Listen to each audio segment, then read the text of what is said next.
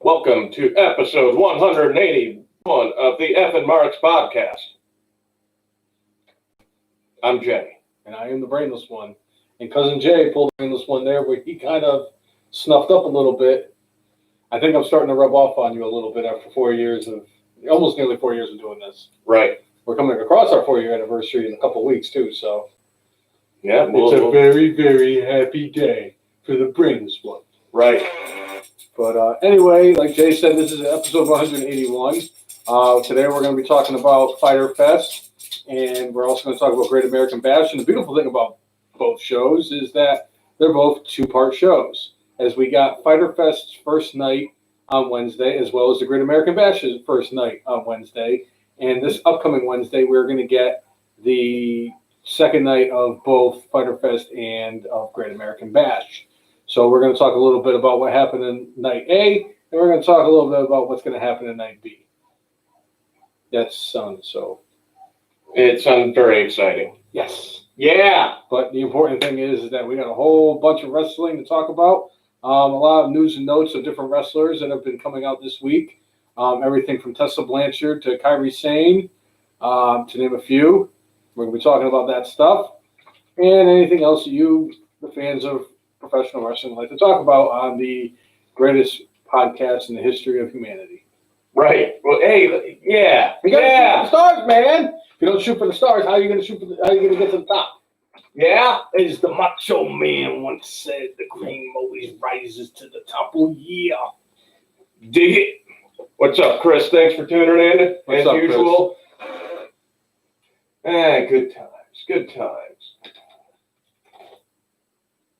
Yeah, I did read about the fact that there was a possibility that somebody who works for NXT had spoiled the main event of the. I do not look into those things, and thankfully, Adam Cole and a bunch of other people have come out and said that WWE has actually shot 2 different finishes to the match, so it's all going to be depending on which finish they decided they're going to show on Wednesday. Adam Cole has basically just been put into witness protection for the next few days, because they don't want anything to get put out there. So it's going to be interesting to see what happens, if they're going to go with which one they're going to go with. And like I was telling Jay, it doesn't matter to me which one of them actually wins this match. I think that both guys are well deserving of being the duo champion. I'd like to see Keith Lee get it, because it's an opportunity for Keith to actually... a new person at the top. Yeah. I mean, Adam Cole is established. Yes. He doesn't need a rub anymore. Right now, it's like Keith Lee's time. They've established Adam Cole for a long time. He's the longest reigning NXT champion. Mm-hmm. He's in an incredible faction, and he's the leader of said faction. And right now, the NXT is just barely beating AEW in the ratings. Unless you have Chris Jericho. If you want to talk about how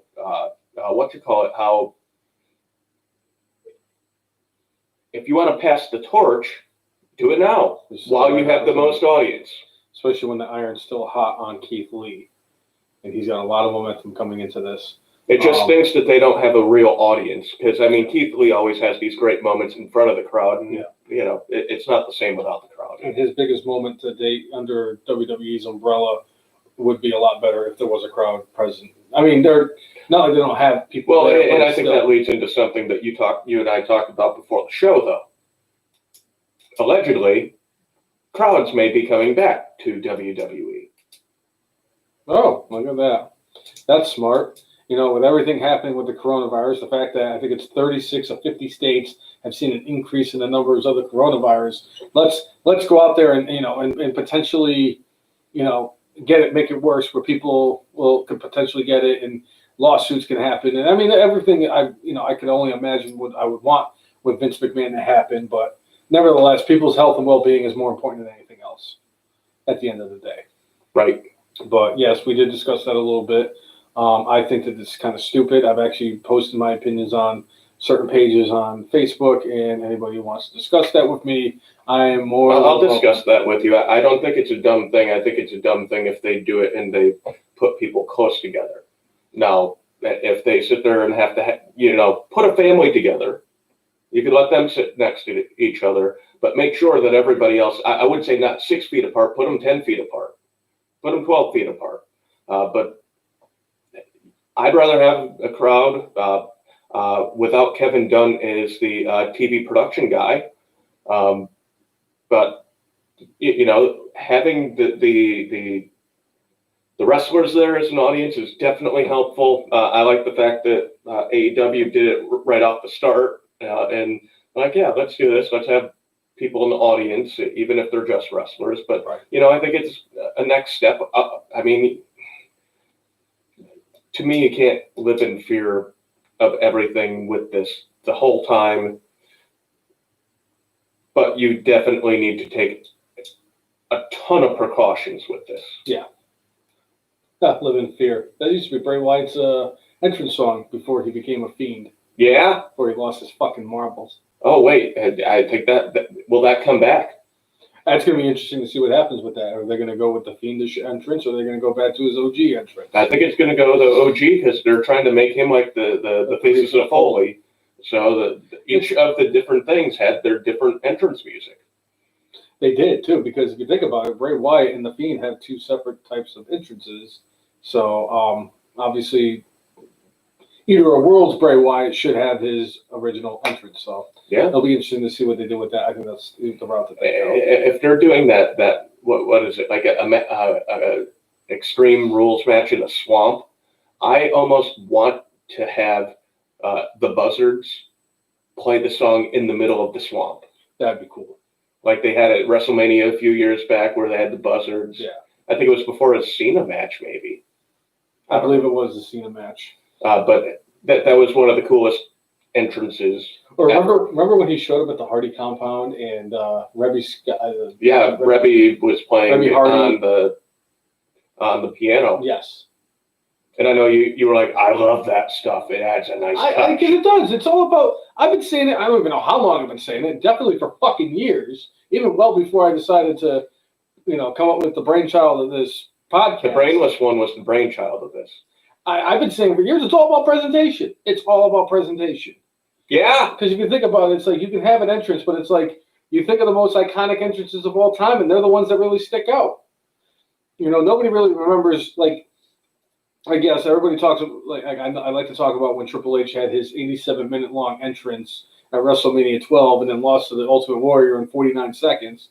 But, I mean, it's all about presentation, and that was a nice presentation that they did with that. I really wish they had done more with the Hardy compound, but obviously WWE didn't want to, but yeah, it is what it is. And I think whatever they do, and I think this is going to end up, the swamp match seems like it's going to be the one match that is going to get the cinematic effect to it, as opposed to all the other matches, which I'm 100% fine with. It lends well to the storyline that they have. Yeah. I mean, it's been years in the making, and they're trying to bring both of them back to their roots. So I'm fine with it based off of the characters that they were back then. Definitely lends to cinematic style. I mean, even thinking back to that Orton Bray Wyatt match at WrestleMania, that would have been better served as a cinematic style match. Oh, I agree. As opposed to a live thing where there were bugs in the ring. So. Somebody wishes we were talking about AEW. It's boring. Hey, that not everything could be what you call ice cream. Where it's like the greatest thing ever. Not everything. But anyway. So, Aaron, what specifically about AEW would you like us to discuss? Let's go with that. We're kind of putting in because AEW, I mean, there are a lot of things that went down. I mean, do you want to talk about the incredible outfit that the GOAT wore for Fyter Fest this week while he was on commentary? You know damn well Don Cherry fucking loved what Chris Jericho wore at AEW this past Wednesday. And another fantastic performance by Chris Jericho on the broadcast booth. I really think he has a future there. I don't think if he decides to do. But then again, I don't think he'll. I'm convinced that Chris Jericho is going to wrestle till he's 80, and Chris Jericho at 80 is still going to be better than half the wrestlers on whatever roster he is on. Right. But yeah, I wouldn't mind talking about that. I mean, there was a lot of things that with Fyter For Fest, those who did not see it, Chris Jericho wore a sport coat that had nothing but the Canadian maple leaf on it, the Canadian flag, because it was Canada's Day. Canada, eh? Almost me. What you talking about, eh? Sorry. Yes. That's where my Never, ever again. my great grandparents are from Canada, so My grandparents are from Canada. So. Canada, huh? Yeah. Almost made it.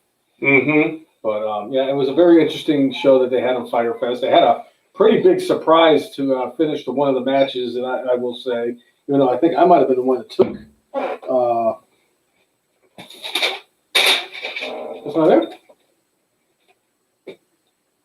Well, Which one? slap my butt and call me Betsy. I would say that the first match right here was the one that was probably the biggest surprise, and that would be MJF and Wardlow against Jungle Boy and Luchasaurus. Jurassic Express. Yeah. And I'm not surprised. I was a little surprised at Yeah, the Jungle Boy and Luchasaurus ended up winning here. I mean, MJF on a complete roll. I mean, they talked about his record overall in AEW, 17-2. I figured, hey, keep the momentum going with him, but hey, I have zero problem with them doing some stuff like this on occasion where it's like, all right, well, put a little, have them have some challenges. So, right? Yes, and I thought the way that they did it was actually good. I mean, Wardlow did eat the pinfall, getting pinned up in the roll up by Luchasaurus. So, and you saw a little bit of stuff between him and MJF where they weren't necessarily on the same page. So that was, And I'm gonna say, like I said, it was the perfect booking for that, because this way, even though they lost, MJF still looked strong because he didn't eat the pinfall. In fact, isn't he like undefeated still in singles matches? Yeah. Is that 17-2 his total record matter? That's his total record, singles and multi people matches, because obviously I don't think they count Royal Rumble or Battle Royals as part of losses. Okay, I was just curious about that. All right, Gags the Clown is not a fan of MJF in pink.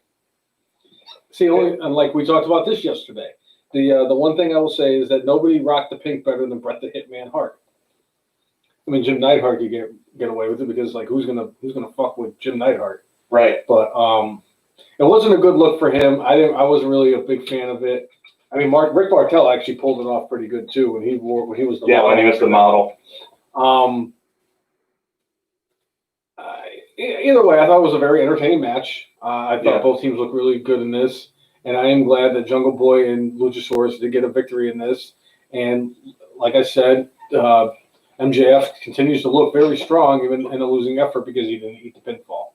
So I was happy about that. And entertaining as heck match. And the stuff with Luchasaurus, with Wardlow, having the two big dudes like beat each other up. You know me. I enjoy the big man matches almost as much as I enjoy Clash of the Champions 13. Right. So enjoyable match. Great way to start the night. Agreed. It was a good way to start as the curtain jerker, as they so eloquently refer to it as. Yeah. Well, what's next? What else? Private Party versus Santana and Ortiz, and you and I. This was one match we actually split the vote on, and I believe you were the one who came out correct in this. Okay, sweet. No, wait, wait. Maybe I've gone completely crazy with my notes. For some reason, I think I saw that Santana or Ortiz won this thing in Private Party. I circled them. I don't know. What is it? No, it's not going to change if you see it. No.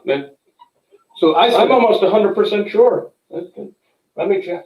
I'm an idiot. Possible. I'm an idiot. Hey, wait a minute. You can't try to do that. I'm the one that's... No. You're brainless. I'm an idiot. I mean, it's fitting that you are wearing the Red Sox shirt, because once upon a time they were known as the Idiots. I mean, I'm also wearing a Red Sox jersey and a T-shirt and the hat. I'm very patriotic. I'm dressed up in red, white, and blue because I thought the brainless one rolls, because considering today is the 4th of July, so it's the Independence Day of this country. Happy birthday, America. Yeah. So that's kind of why I decided to wear what I'm wearing today. That and my jersey came in a couple days ago, and I've been really excited about wearing it. So no, Private Party got the win. I was correct. I'm like going, did I take the right notes? I'm like, why did I think Santana or Ortiz won? No. I selected Private Party. So basically, what you're saying, I selected Private Party. So basically, from what I'm gathering, and because there is another match later on in the card, it might not have been a banner night for the Inner Circle because Santana and Ortiz lost Pride and Powerful to the Private Party.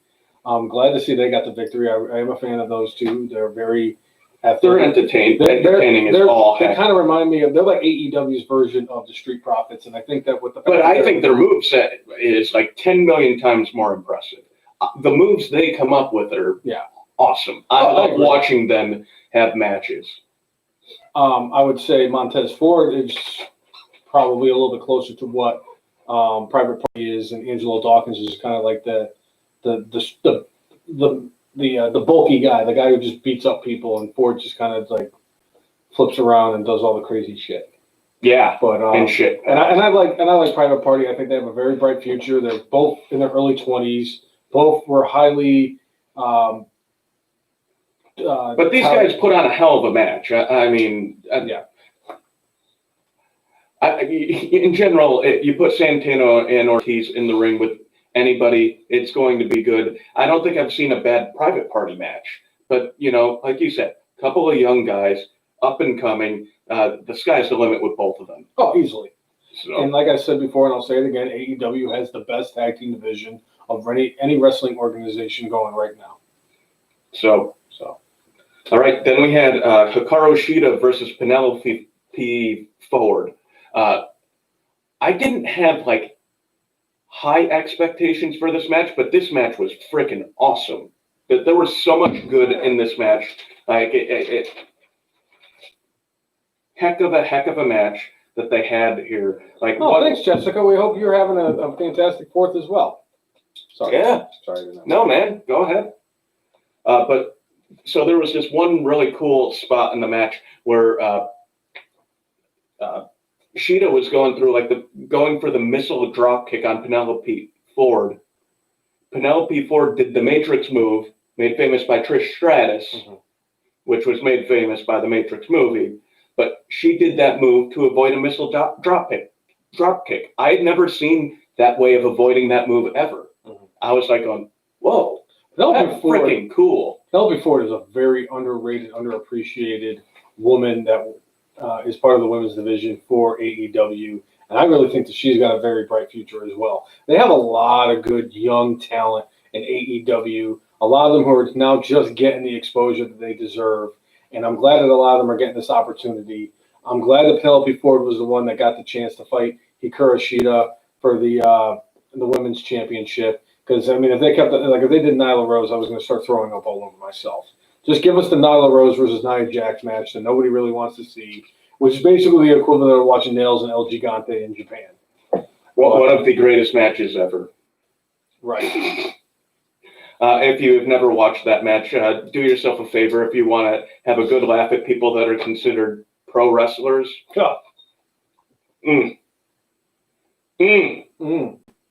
But Shida goes over in this match, but I mean, Penelope Ford.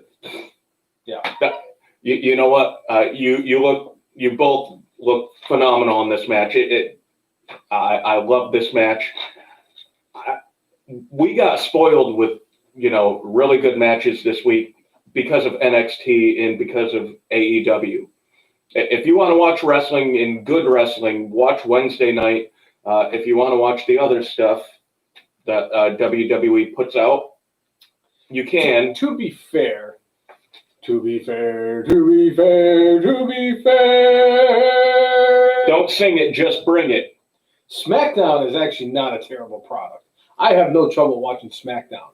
In fact, this week on SmackDown, we got an awesome match between John Morrison and Matt Riddle. A couple weeks ago for the Intercontinental Championship, we got Daniel Bryan versus AJ Styles in what could have been match of the year, and at least a candidate for match of the year, going into the Marquee Awards. You get good wrestling. You got a lot of talented guys on SmackDown. SmackDown is the must-watch show. Monday Night Raw is just a freaking dumpster fire that gets hit by a meteorite every single week. All right, our good friend Eric chiming in. Hope the brainless one gets to see the Big Show this evening. Brainless one, I know, has some very important things to talk about about the Big Show a little bit later on. So that's going to be very entertaining. I can't wait for that to happen. So, our boy Gags the Clown, man. Happy 4th of July, everybody. And for those outside the country, whenever your Independence Day comes up, you could chime it in chat and we will discuss it. All right. So then we had Cody Rhodes against Jake Hager in a match for the TNT title. And no surprise, because I really didn't think that AEW was going to hot potato any of their championships, which is why I picked Akira Shida to go over on Penelope Ford. Cody Rhodes did go over on Jake Hager. Kind of a fuck finish kind of thing where they were saying that it looked like Jake Hager thought he got the victory, but ended up going with Cody Rhodes. And after the match, Jake Hager was so pissed off that he beat the shit out of the referee, which has led to him being suspended for 10 days and fined I think it was an undisclosed amount. I could be wrong. Well, one thing I'm going to say about this match that I loved. Cody Rhodes, the face, was the one who cheated in this match. He needed the cheating to win. It wasn't the heel. So I like the fact that it was not your paint by numbers. The face always cheats, or the face always gets cheated on by the heel. They did this to make Hager look like, hey, Cody needed his brother and other crap going on to win. Yes. Over Jake Hager. So it helps keep Hager strong. The fact that he knocked out the referee because he was mad, it was good. And you had Jericho on commentary just selling the hell out of this match. At the end when Hager thinks he wins, he won. Yeah. And great stuff. Great stuff. But I like that little touch of, hey, Cody had to use cheating with Arn Anderson and various tactics. Call it for what it is. He needed his brother and he needed Arn Anderson to win this match. It was 3-on-1. But just remember, Hulk Hogan back in his heyday. Oh, he's the Gallows guys. He scratched the back. He was the most notorious, nefarious tactic utilizer in wrestling history. For especially for the faces. He was just born to be a heel. And I think that Hollywood Hogan is still the greatest Hollywood Hogan, or is the greatest Hulk Hogan of all time. Yeah. As a for wrestling purposes, for me purposes, there's not a greater wrestler in the world than the All-American. What you gonna do, brother, Hulk Hogan? Nothing is more entertaining than a dude wearing yellow, coming out there and ripping his shirt off because he's so coked out, getting the shit kicked out of him, and then does his little. I could probably do the Hulk Hogan thing to a T even today. Yeah. We're not here for that. So, anyway. A really good, solid match here. Cody keeping the title. So, that's about all I got to say about that. Yeah. Then we had Taz with Brian Cage out there cutting a promo, and he said something during this promo that allegedly ruffled a lot of feathers behind the scenes of WWE. More or less, he said that, without saying WWE, but very, very much implied WWE was an unsafe work environment based off of all of the folks that tested positive for the coronavirus. I'm sorry if it ruffled feathers in WWE, but the truth is there are a bunch of people who tested positive for the coronavirus. So that doesn't necessarily make it a safe work environment. No. Don't get mad when he's speaking truth. Fix your damn problem. Yep. And they have sent all those folks home that, had the coronavirus. Oh no, Vince's feelings are hurt because somebody on a competitive wrestling organization said something to upset him. Boo fucking who, Vince McMahon? Nobody gives a fuck about you. But this also played into his promo where he was talking about how, hey, John Moxley is, not wrestling. And he more or less, hey, he's delaying the inevitable. He's just trying to hide from my guy here. And like, hey, he's tested negative. Why don't we still have our fight? But, out of an abundance of caution, AEW has delayed the match for 2 weeks because apparently they're having Fight for the Fallen right after they do Fyter Fest. On July 15th, that's when they're doing Fight for the Fallen. So. I ain't got nothing for that. I have no idea how to explain. This is just great. This is just like when WWE had the brand split and each brand had specific pay-per-views where 1 week we're doing predictions and then the following week we're doing a recap show and then the following week we're doing predictions for the other show and then the following week it was just a never-ending cycle of nonsensical bullshit where we have to cover shows on a week-to-week basis. And a lot of times for us, like, we could do that shit for like Raw and SmackDown, but by the time we do this show on Saturday, they only have like maybe one or two matches set up for Raw, and we're basically not even 24 hours removed from what SmackDown's doing. But I mean, like, if they're going to do Fight for the Fall, what are they going to do? They're going to do All Out 3 weeks from there? Huh? Is that what they're going to do? September. Actually, it will be a few weeks from that because All Out is at the beginning of September. Holy underwear. So that is fantastic news. It is what it is. It is what it is. But yeah, Taz, weaving in and out of this thing about talking about unsafe work environments. Get excited for the show, man. Come on. I'm excited. I'm just tired. Yeah? All right. I'll take that. But, it's things happen. It causes you to have to shift things. But Taz coming in here and cutting a heck of a promo, much better than the one he did a few weeks ago where I was like, yeah, what you said didn't make sense. It sounds good, but it didn't make sense. Taz had to do what Taz had to do. All right. I don't blame Taz for coming out there and cutting the promo the way he did. You got to do something. And a lot of people, people are not treating this whole AEW and WWE thing the way they should be treating it. Whereas I said that AEW is a compliment. It can be looked as an alternative, but it's more of a compliment to what WWE is doing because it's a little bit different of our product. It's something fresh, it's something new. And to go out there and think that these are two competing companies trying to put each other out of business is laughable. And now they're kind of treating it more or less like they're competing against each other because now, like, even Chris Jericho came out on Twitter. Like you were saying this week where AEW actually lost to NXT in the viewership, and somebody actually, asked Chris Jericho about that on Twitter. I believe it was Thursday, and Chris Jericho's, look at the demographics. The most important demographic is the 19 to 49-year-olds. And AEW wiped the floor with freaking... Basically, the WWE viewers are older. That's what it says. Or younger. Older. Most definitely older. You don't think they don't track little kids. Oh. Do you know what little kids don't have? Money to spend. Why would they want to? If you're a television advertiser, you want somebody who has money to spend. Yeah, you sit there and you have toy commercials so you can have a kid annoy their parents until they get toys. But as far as TV ratings go, just based off of what I do for a living, you'd think I would know possibly that they would, what they track for.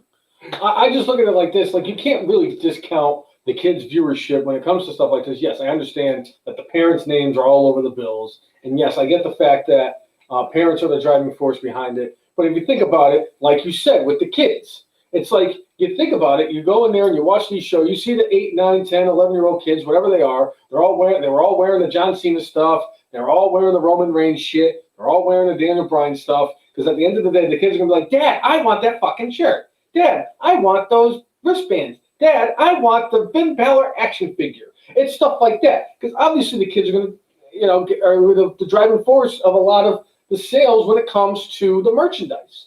And obviously, in a situation like this, they care more about the demographics for what it is, the ratings. But at the end of the day, it is those little kids that keep going up to their parents and harassing the shit out of them because they want that the Roman Reigns T-shirt, and they don't want to wait for their birthday or Christmas. Guess what? That they don't. That's not ratings. Right there. But what you're talking about is somebody buying merchandise where they would be watching the product. But if you're talking television advertising, there is literally a thing called kids programming. There you would be specifically looking for kids watching the show. But kids cannot legally sign a thing saying that they watched something. True. So what they're saying with these whole ratings thing is that people over the age of 50 are the ones that are tuning into WWE and not AEW, whereas the people who are anywhere from your age and my 18 age to 49. anywhere around 18 to 49. Yes. Those are that's the specific age group. There's also a 25 to 54 demo, which I believe AEW is also winning that one. It really depends on who you're talking to.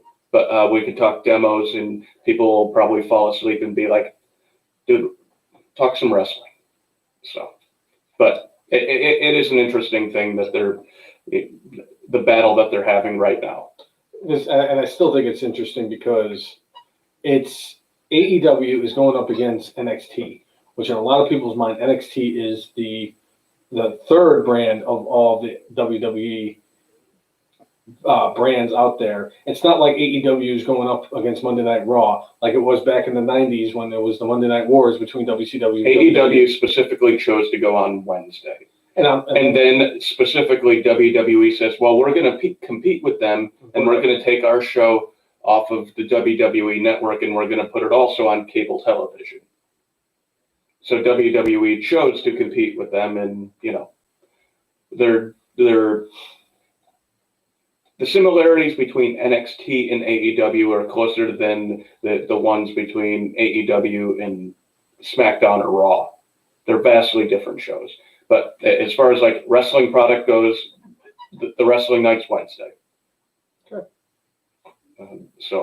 But I get the feeling that AEW is going to start overtaking them again soon.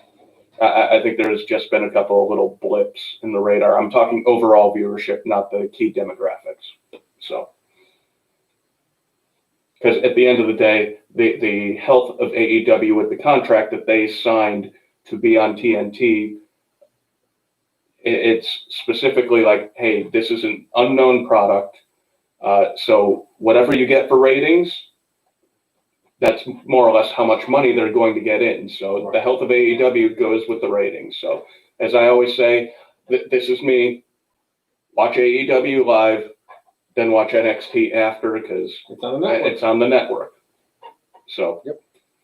All right. And then we had our main event for the evening. We had Hangman Page and your boy, Kenny Omega, defending their tag team championships against the Best Friends. And we also had a special guest on commentary. He did an awful lot during this match. Orange Cassidy came out. Chris Jericho got a little fired up. And it led to a little bit of hijinks after the match. But both these teams, again, extremely talented in the ring, put on a spectacular match. But we had Page and Omega ultimately going over. Yeah, I mean, that's what they did with that. I thought it was interesting at the end of the match that the Revival, FTR, came out at the end and was celebrating with Page and Omega. And, they were, drinking beers and all that stuff. And it is what happened with Kenny Omega. I don't want to even talk about, but it was the most sacrilegious thing, some sack of shit with fucking overrated bullshit.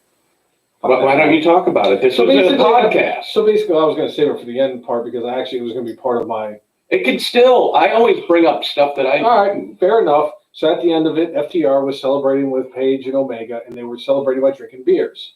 So they handed them the beers, and obviously with Hangman Page, and that kind of what his gimmick is now, he just drinks the beers, and, he drinks whatever he can get his hands on. He's kind of like you, where it's like his favorite beer is the one that's in front of him, and kind of like me, where my favorite beer is an ice cold one. Yeah. So, but Kenny Omega did not drink it, and he poured it out. And that really bothers me, because you don't fucking waste beer. Is this going to be the thing that causes Hangman Page to turn on him? This is going to be the thing that's going to cause me to buy a freaking No. I'm going completely by storyline and by character. What does Hangman Page enjoy more than anything? Booze. What did Kenny Omega do? Don't booze. If they do this, is the angle that they're doing to like break them apart? I have to see the total execution of it, but it would be among the strangest reasons for a breakup of a team ever. It would be kind of stupid if that was the reason why they did it. And I think, like, as an idiot that I am, and as a wrestling mark, yes, it would be funny if that was the route that they were going. The only reason I would think it's stupid is because of the fact that WWE right now is getting crucified for the fact that they've brought Jeff Hardy's demons into the storyline with Sheamus. And it's like now they're going to use the fact that Kenny Omega has been, alcohol free for years and years, and freaking Hangman Page is, just waking up and having the good old fashioned hair of the dog from the night before, and them using alcohol to kind of like split up that tag team would be, in my opinion, no better than them using Jeff Hardy's demons of alcohol and drugs as part of their storyline. By the way, speaking of the Sheamus and Jeff Hardy storyline, as they so eloquently referred to it as the urine segment a couple weeks ago, do you know who was behind that segment for WWE? Who was the main producer for that?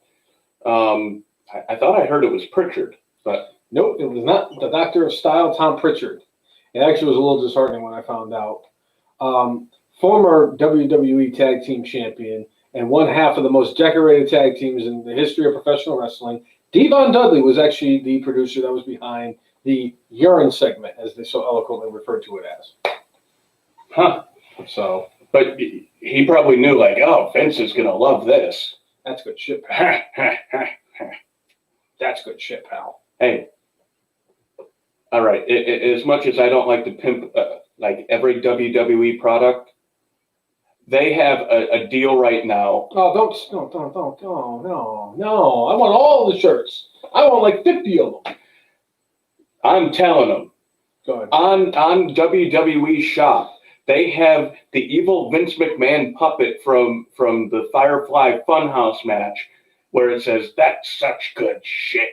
That's a T-shirt that WWE Shop has, and it's $15. And I'm going to tell you, I was shocked that I didn't even know they even had this shirt. And obviously, it was an underwhelming shirt because it's not even part of like those shirts are 35% off or 40% off or buy one shirt, get another shirt for $1 type of shit. No, it's $15 no matter what. And I'm guessing that they didn't sell as much as they did because obviously they didn't promote that shirt was available to people like me. I just so happened to click on the clearance section of WWE Shop and came across that shirt, and I was like, "That's some good shit, pal." Yeah, I'm so buying that fucking shirt. So there's gonna be a bunch of people in Hampton Roads wearing those shirts. That's such good shit. I really wish it had the PAL. I think if the PAL was on there, they would have sold out in like that.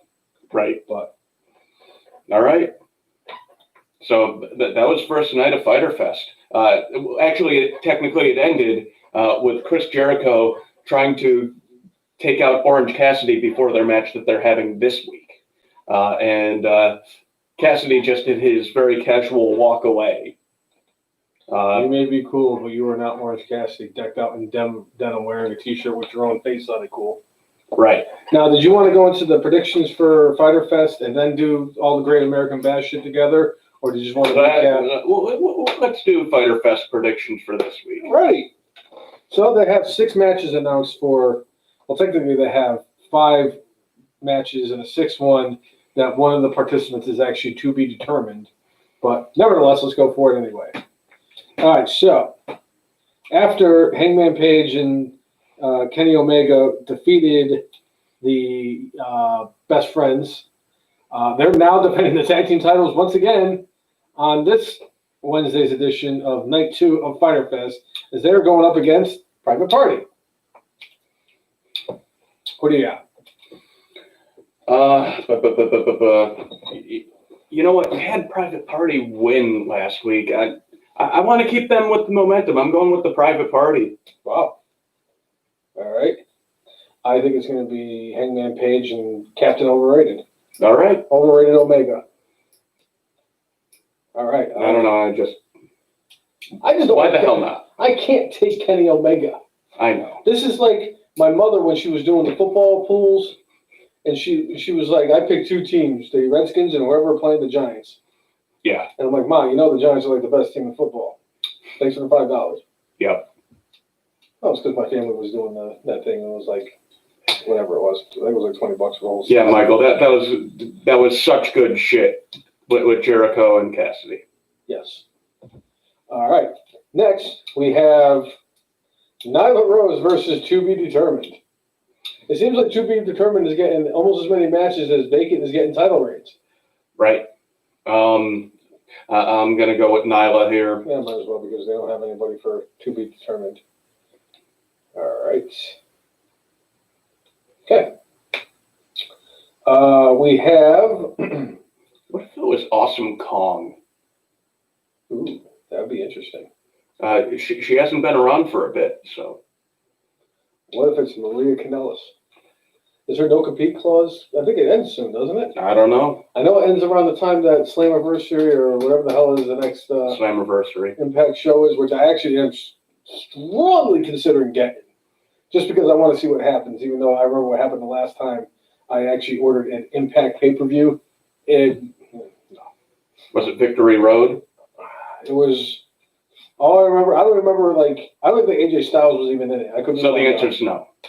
So probably not. You would have remembered if you had got Victory Road. You would have saw Jeff Hardy versus Sting. No, I've yet to see that match, by the way. So you didn't get Victory I did not get that Victory Road. How many, has there been multiple Victory Roads? They branded their stuff the same each year. All I remember was each year, all I remember was the opening match was like a bunch of dudes inside of like a dome that was like the Elimination Chamber where they had the X Division briefcase and Suicide was in the match. Wait. No. It sounds like an Ultimate X match there.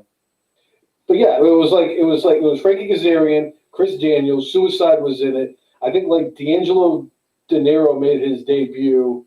The Amazing Red was in that match. I remember like Cody Deaner teamed up with ODB to go up against the Beautiful People, which was Angelina Love and the Pride of Sky. And yes, I was about to say it was the Pride of Waterbury, Connecticut, which is like saying the prettiest girl at the ugliest women's convention. The Pride of Waterbury, because there's really no Pride of Waterbury, Connecticut. But no, hey, you could put Velvet Sky in like almost any city. Yes, I know. She is. Yes, I actually think she was actually born in New Britain too, which is kind of funny, hard hitting. Where I was from before I moved down to the wonderful Virginia, but I remember that because like Cody Deaner walked out with the Knockouts championship, and I want to say like Matt Morgan was in the main event. Okay. I know Abyss wrestled. I know Angle wrestled. I just don't remember exactly the show. It Sounds like a quality show. It wasn't that great, and I'm like, I paid $30 for this. Probably because of the whole Cody Deaner thing. Really, just like kind of irked me. It's kind of like when Santino won the freaking Miss WrestleMania thing at WrestleMania, and then took part in the Women's Royal Rumble. How stupid that was. But anyway, Lance Archer's going up against Joey Janela. I thought it was a mistake to not have Archer beat Cody. It would be a bigger mistake to have Lance Archer lose again. Lance Archer is winning this match. Not only is Lance Archer going to win this match, Lance Archer gets my lock of the week for Wednesday between both shows. Put her on your DraftKings. Right. That's not on DraftKings, unfortunately. They don't know what AEW is. Sad. Yeah. By the way, the last time I did DraftKings with WWE, I lost because they decided they were going to lead off WrestleMania with Brock Lesnar and Seth Rollins. So they're not going to put the WWE, you're not going to put the Universal title that early in the show.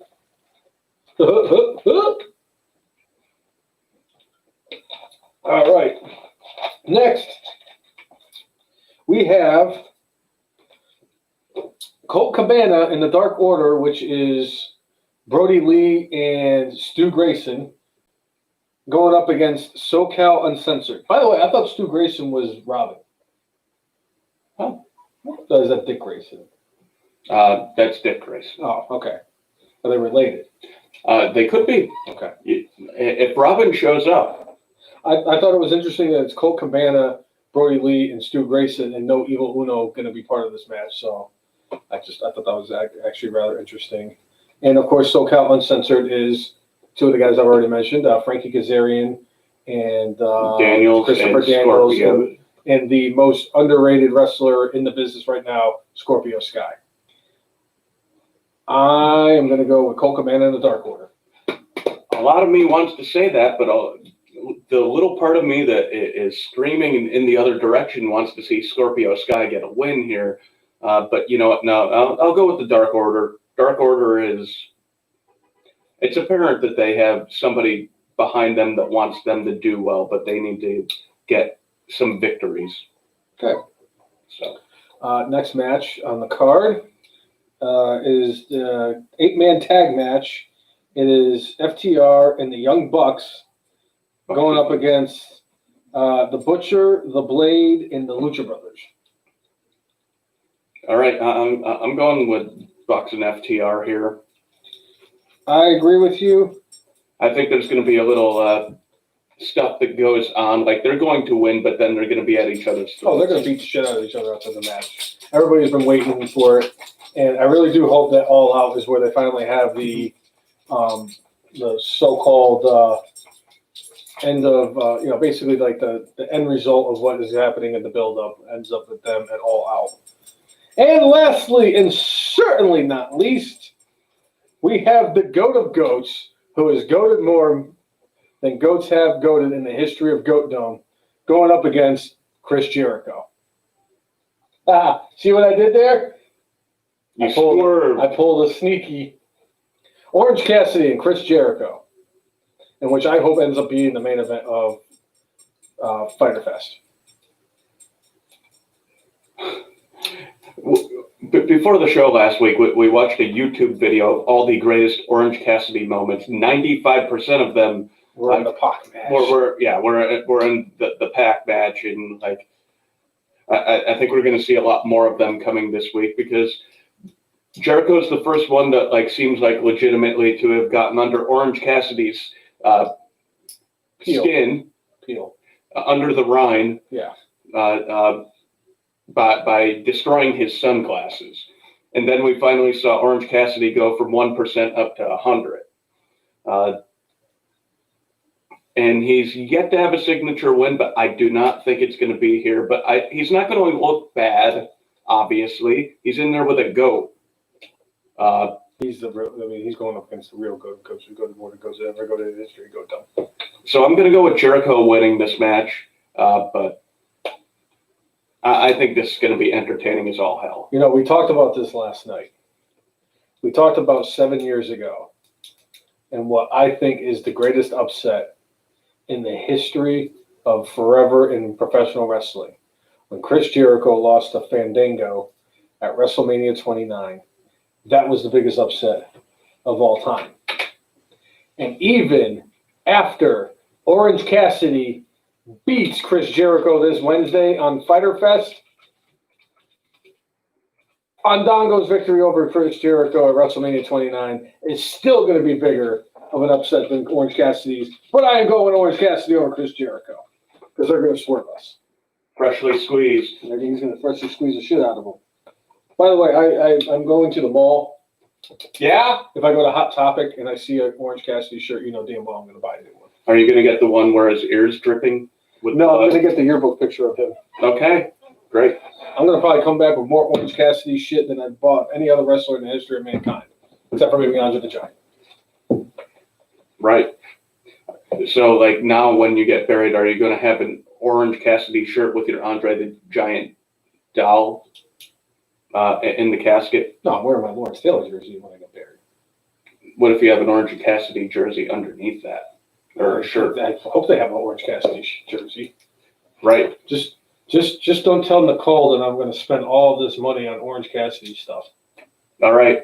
Yeah. She absolutely doesn't know. She absolutely will never hear that from me. never hear that, right, Nicole? Yeah. Yeah, please keep that between you Yeah, and I. yeah. I don't need her knowing that I'm potentially going to buy like $7,000 worth of Orange Cassidy stuff tomorrow. Right. Thanks, Uncle Donald. All right. So we had a Great American Bash counter programming here from NXT. Super quickly put together show. But as far as a wrestling show went, it was tremendous. It was tremendous. Now, it was not what I would say something that has that kind of gravitas behind it, like the Great American Bash. I don't think it was quite to the level it needed to be, but like the matches themselves were really good here. And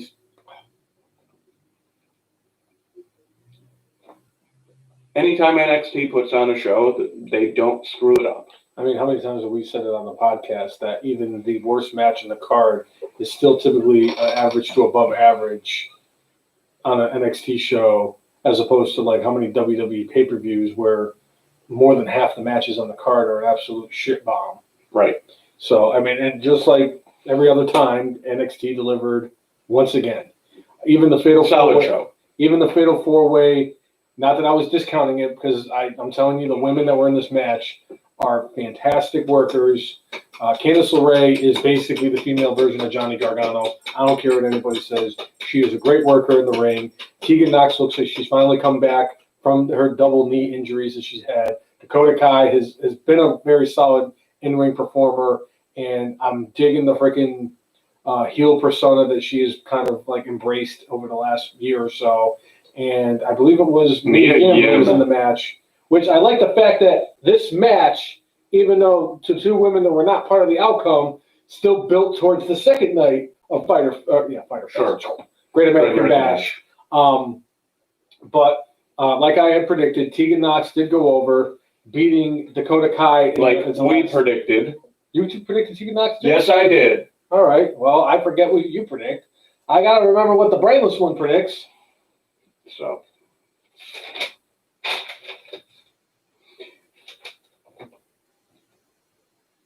Well, I'll be a monkey's uncle. We both took Tegan Nox. Yeah. So, yeah, I guess we both knew what the hell we were talking about. We kind of figured we both did. Who am I kidding? So we're going to be getting Tegan Nox versus Io Shirai for the NXT Women's Championship. I'm not sure if it's going to be this Wednesday. On Wikipedia for the second night of the Great American Bash, there's only 3 matches announced. So I have no idea what the hell they're going to do with that. So it's kind of what they did this week, where they had a few matches announced and then added to it. Yes. So, and then there were a lot of stellar matches this night. This one, again, based off style, my favorite for the night. Timothy Thatcher versus Oney Lorcan. That's your boy. He is my boy. Biff Busick. And they had this knock him down, drag him out brawl, and it was freaking awesome. My favorite part about that was Corey Graves went onto Twitter, it was either Tuesday or Wednesday, and said, if you are a fan of professional wrestling and want to see a good old-fashioned slobber knocker between two guys who are going to put their asses on the line and have themselves a stellar match, you need to tune in to watch the Timothy Thatcher versus Oney Lorcan match, because those two are going to have the match of the night. And I do appreciate the fact that Corey Graves actually did go out and say that, because it was a nice gesture of him, because he didn't have to go out and say it, and he promoted the match because he knows what was expected of the two of them. So, and they both delivered. It was a tremendous match between the two of them, and they lived up to their. Well, I mean, this match wasn't hyped at all, but like they went out there and delivered in spades. I mean, this thing was freaking fantastic. I would take matches like this every day of the week, and that's one of the things I've always enjoyed about NXT UK is you see a bit more of matches in this ilk.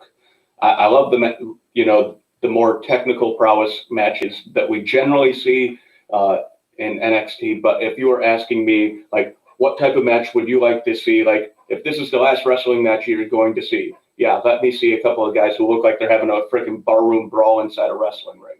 I love those types of matches. And I know a lot of people were very hyped about the possibility, not really the possibility, but when Timothy Thatcher signed with WWE, a lot of people were very hyped about it. Walter in particular was somebody who was very, very thrilled about the concept of Timothy Thatcher being added to WWE in some kind of form.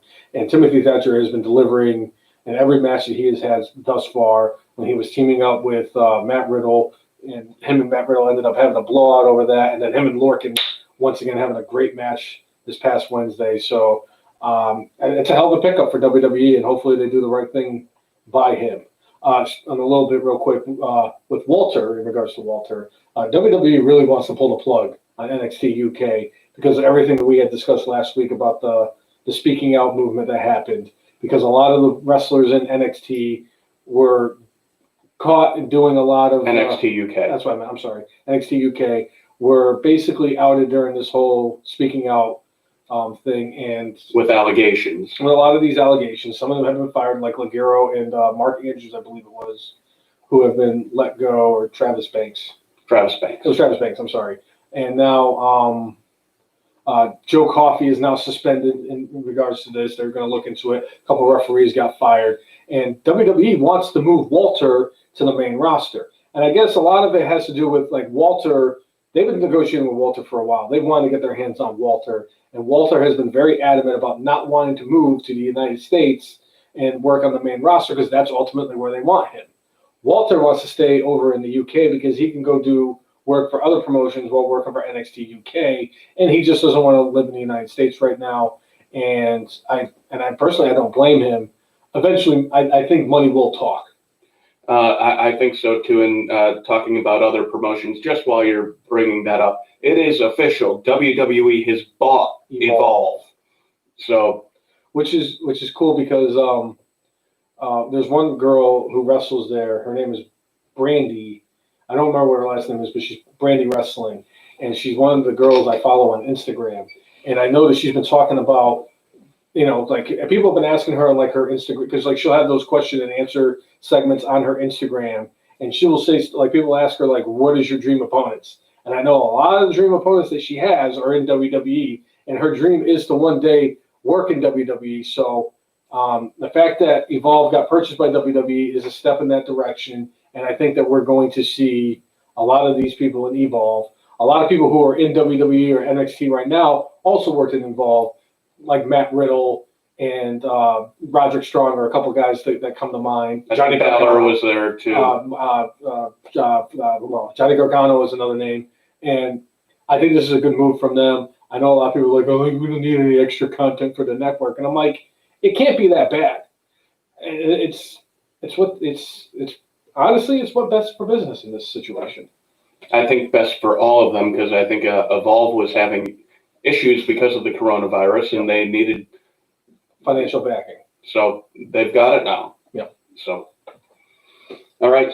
So Aaliyah and Robert Stone went against Rhea Ripley. I was imagining with this match that there was going to be some sort of chicanery that ended up happening where Robert Stone and Aaliyah were going to win and figure out a way to get Rhea Ripley within the Stone organization. It didn't happen that way, but this match was super, super entertaining. I think they did the best they could in the fact that they have a man and a woman mix going against one woman. And I mean, Rhea Ripley's awesome. Yeah, she really is.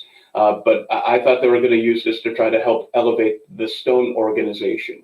But nope, they just want Rhea Ripley to go out there and kick ass. Yep. So, all right, I accept that. Yep. I mean, I was,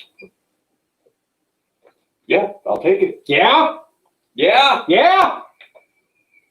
So, no surprise to me. I thought Rhea was going to rip through them like they did. I love the fact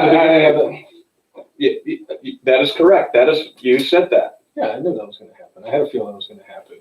Because, like, this whole Robert Stone Enterprise thing or whatever the frig it's called has just been kind of blowing up at his face. He had Chelsea Green, and then she got rid of him after a few weeks, and then he had to go and get Aaliyah. It's like you're going from Chelsea Green, who is probably a hot commodity, who we're going to eventually see on the main roster at some point, and Aaliyah, who is basically Crash Davis. Yeah, she is the Crash Davis of NXT, and I just thought it was funny because like Robert Stone before the match was kind of doing these things in the ring, and he was like, "I'm ready to fight," and he's like doing these boxing moves, and he was wearing the boxing trunks and everything, and I'm like, this dude's going to get his fucking ass kicked, and I'm going to love every second of it. Poor Robbie E. Not really. You know what? He is a solid performer in the ring, but you know, when he was Robbie E, like he was good at character too. I mean, when I went to see Impact years ago, he had a match there, and I want to say maybe he fought for the X Division title. He fought for some sort of title, I think, when I was there. Yeah. He might have even been X Division champion at that moment, but I always enjoyed his shtick. He and Cookie. that name always makes me laugh. God, makes me hungry because it's a cookie. I could go get some. No, it's okay. Okay. I will survive. Okay. All right. So then we had Roderick Strong versus Dexter Lumis in a strap match. Good old-fashioned strap match. Again, another one of these knockdown, drag out, beat the crap out of people match. And, you know, this has been a thing that they've done a good job of bringing Dexter Lumis along quickly without it feeling like we're getting the same thing each and every week. They've been able to kind of stretch it a bit. And this strap match was, you know, fantastic. Roderick Strong is another one of those guys. Like, you put him in the ring, he most likely will not have a bad match. My favorite part about Dexter Lumis is he's just got a very interesting look about him, and it kind of goes hand in hand with my whole it's all about presentation type of thing. And he's just a very interesting character. He's got a very interesting haircut. He's kind of built with an interesting physique, and you know, he's got these tattoos, and it's a fucking mustache, man. He's got that freaking, like, hey kids, I got comic books and candy in the back of my van type of thing. Like, you expect to be him on an episode of America's Most Wanted. You know, but I'm a fan of his. He was one of those guys when they did kind of like that Futures thing, that tournament, and he got knocked out in the first round. I'm like, he's got a good look about him. He's got a very interesting entrance song, and I'm like, this guy could go all the way and got knocked out in the first round. He lost to the portly fella. Right. Whatever the hell his name is, I forget. Yeah, Chris, comparing to JBL standards, yeah, it was not that insane of a strap match, but anytime you get strap on Flash, it's pretty... Yeah, agreed. Pretty brutal. I mean, when you see welts on them at the end of the match, it's like going. But for all the folks out there that say that wrestling is fake, yeah, watch a strap match, watch a chair match, and I mean, look at Undertaker's body after that Hell in a Cell against Triple H at WrestleMania. Tell me that that's fake. Like, these guys put their bodies on the line for us to be entertained. Yeah, that they get the jazzed up from hearing the crowd and all that stuff, but damn, man, seeing how Undertaker moves around these days, seeing how Mick Foley moves around these days, it's like, you know what? Thank you.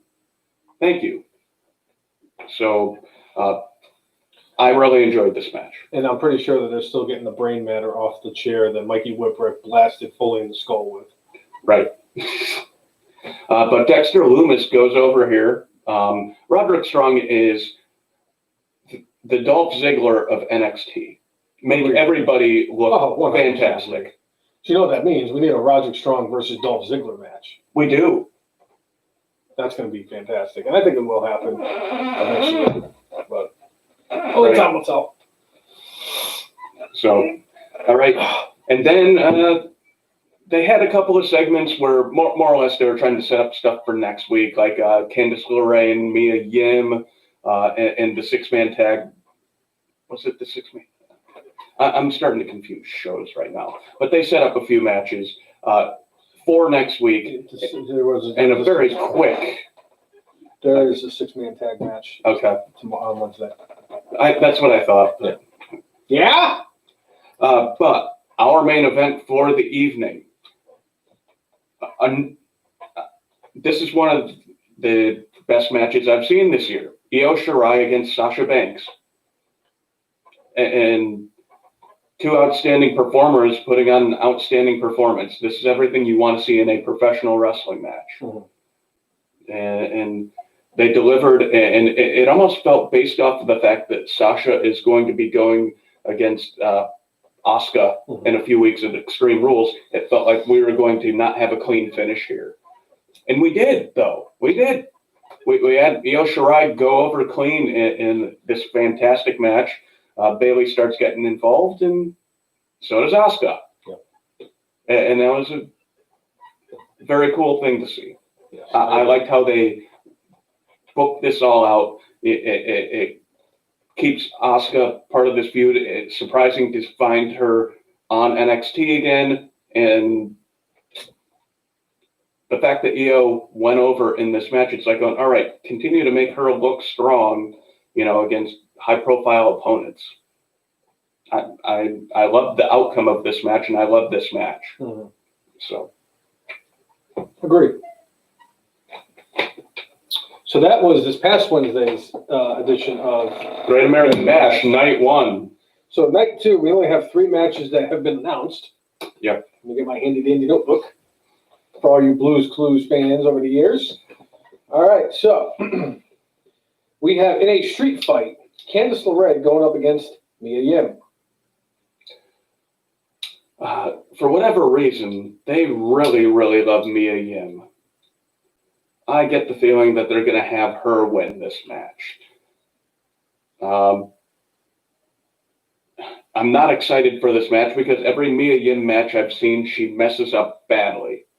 I don't enjoy her character, and I don't enjoy her work very much. I hope that she can prove me wrong this week and have an enjoyable match. And I hope that, this is the start of her doing better things, but I just don't see it. But I do believe that the folks at NXT love her, and she is going to be the victor. Okay. I'm going with Candice LeRae. I think that this is a good thing because they really need to start building up the next person, because I do think that ultimately Io Shirai is going to go over on Tegan Knox. So I think that Candice LeRae will be the next one up in line. They kind of have that history together when Io Shirai did turn on Candice LeRae a few months ago. So I think that ultimately that's going to lead to what it needs to lead to. So there's that. And I'm pretty sure I spelled LeRae wrong. L-E-R-A-E. Samsonite. I was way off. Anyway, and the second match of the night, we will be having Breezango teaming up with Drake Maverick to go up against the team called El Legado del Fantasma, which is Pablo Escobar, Gene Wilde, and Ramiro Mendoza. Ramiro Mendoza. The former Red Sox pitcher. It's not Pablo Escobar either, and Gene Wilde. It's what is it? I forget. It's some really badass name too. Whatever Escobar's real name is. Right.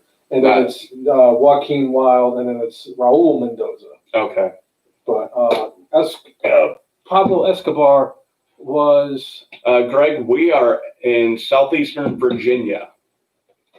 That's where we do our show from. You know who that is, right?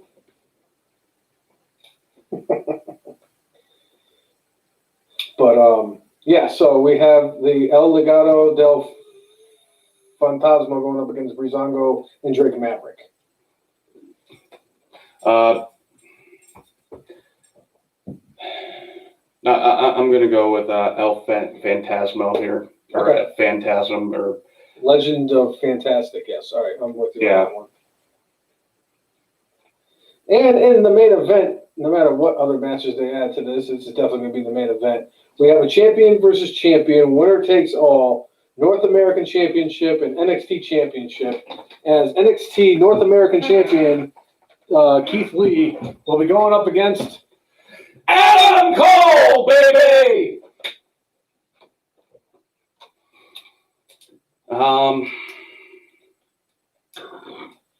Yeah, I'm going with Keith Lee in this match.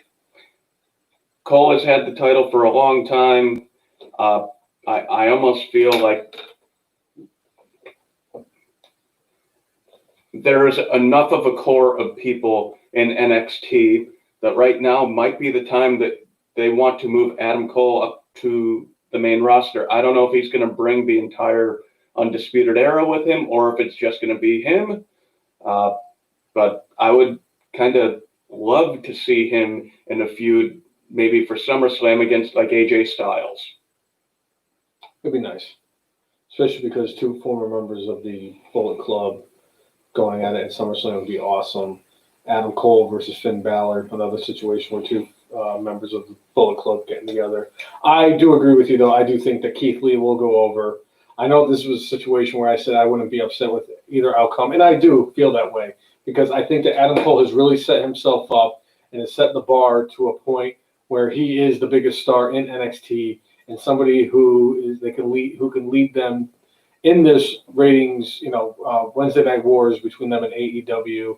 So I wouldn't be upset if Adam Cole won, but I do think that this is Keith Lee's time. Like I said, you got to strike when the iron's hot, and right now Keith Lee is pretty damn hot, and a lot of people are big supporters of Keith Lee. They've been basically backing him since around the Survivor Series. He wowed a lot of people Survivor Series weekend. This is Keith Lee's time. This is Keith Lee's moment. He had a hell of a Royal Rumble moment with Lesnar. So this is it. I think this is where Keith Lee finally pull the trigger and finally have Keith Lee win the championship. All right.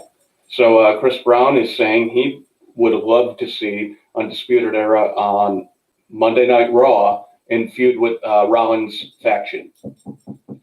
Not a bad idea at all. Sign me up for Seth Rollins versus Adam Cole, baby. A lot of people are saying that what I've heard is that Adam Cole and the rest of the Undisputed Era would prefer to stay down in NXT. Oh, I've heard that too, but if Vince McMahon wants him up on SmackDown or Raw. Which is probably why I'm convinced that Vince is probably going to be pissed off at Walter, because Walter, I don't think it's about the money for Walter. I don't think it ever has been for him at all. Yeah. He wants to be close to home and do the wrestling thing. Yep. So, all right. So that's Great American Bash, and that's Fyter Fest for last week and now this week coming up. So we had some things, and we'll just quickly go over some things that happened on Raw. Apparently, the next challenger to Drew McIntyre for his title is Dolph Ziggler, the man who makes everybody look great.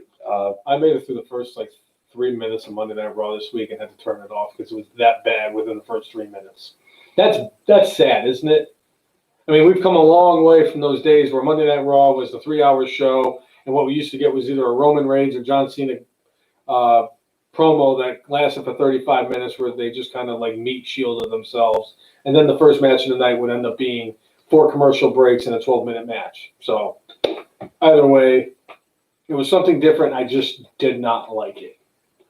The fact that they did a double contract signing and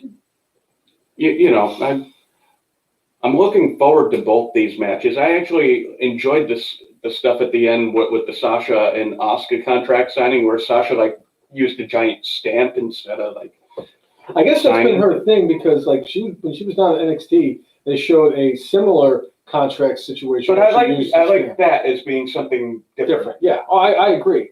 And I guess this is part of Sasha's thing where Sasha is, that's kind of her shtick. It's part of her shtick is the whole stamp thing. Right. So I like that little add-in for her character because it makes sense. And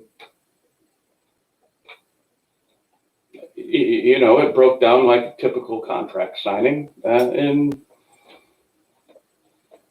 yeah, it is what it is. It is what it is. And we'll see what happens in a few weeks with that.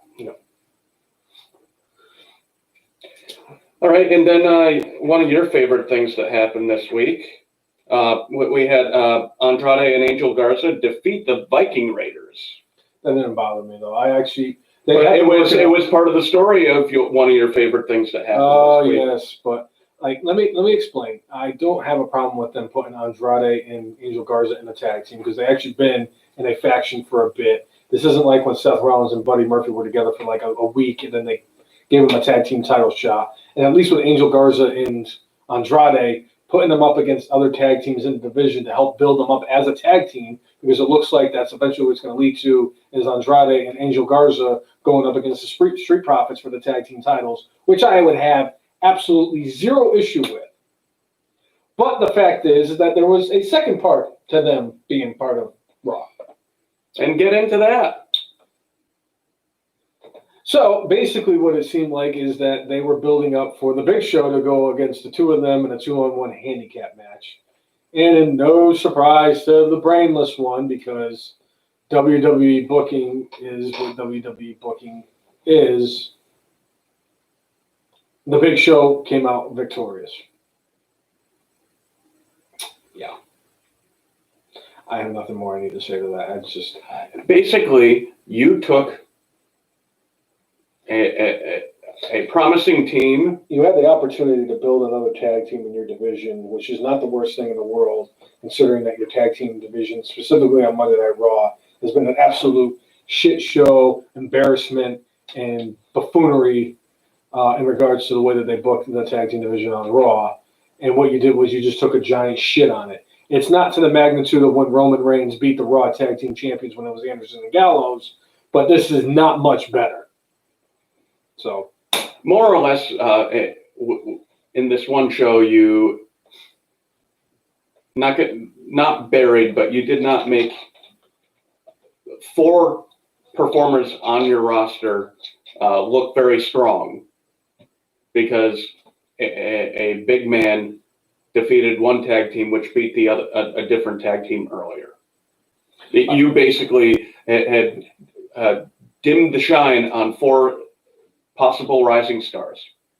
Good job, WWE, because you want to sit there and shine up Big Show. What does Big Show need to be shined up for in any way, shape, or form? Why is he has been in WWE for how long? He doesn't need to be shined up that much. You don't have to sit there and be like, ooh, he's really dangerous. He's really deadly.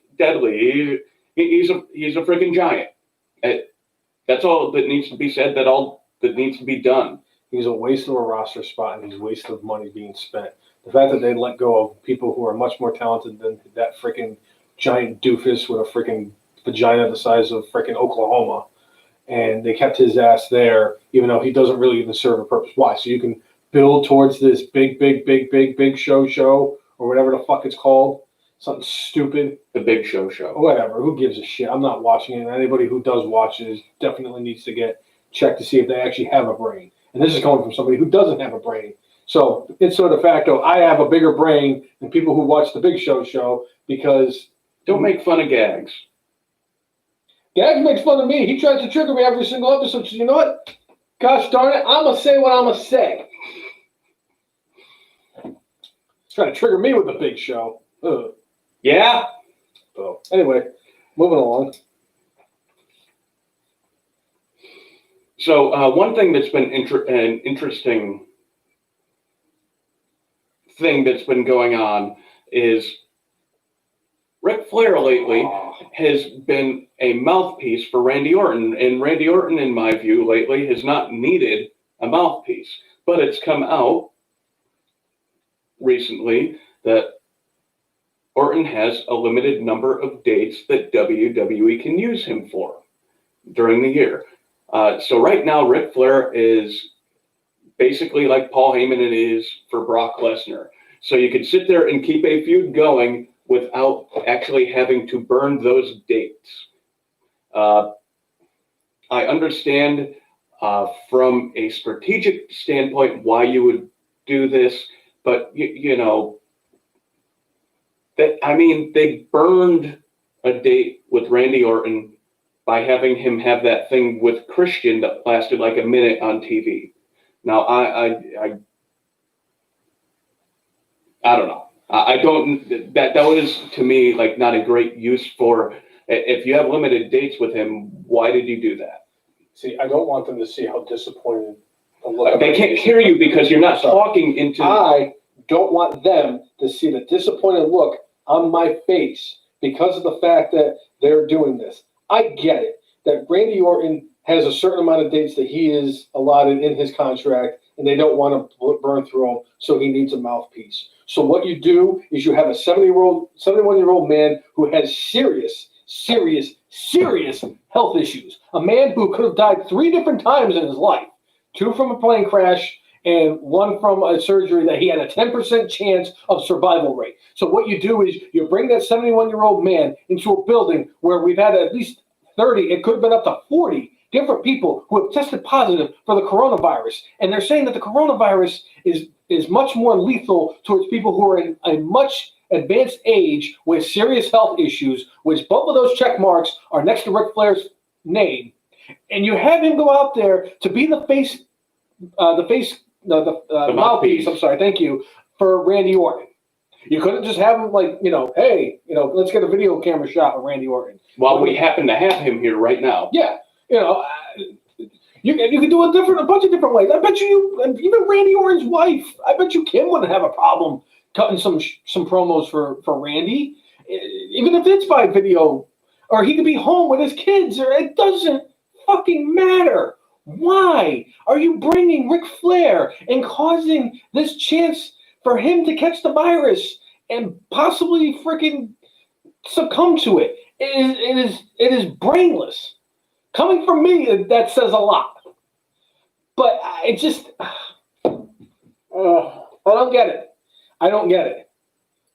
I swear to God, something bad is going to happen, and that's when Vince is going to learn his lesson. And I think that that's what's going to happen, is that something bad's going to happen, and Vince is going to learn his lesson. But clearly, 21 years ago, something bad happened, where one of the performers was hanging from the rafters, and he had a malfunction from the harness that he was wearing, that was going to lower him into the ring, and he dropped 80 feet to the ground, hitting the ring, putting a dent in the ring, spreading his blood all over the fucking apron, got rushed back there. He was blue, going into the locker room, and wrestlers basically knew that he was dead, and fucking dickhead, the fucking damn builder, is basically on the microphone going, yeah, JR, Owen Hart is dead, and we're live in 10, 9, and it's the whole card continued after Owen Hart literally died in the fucking ring.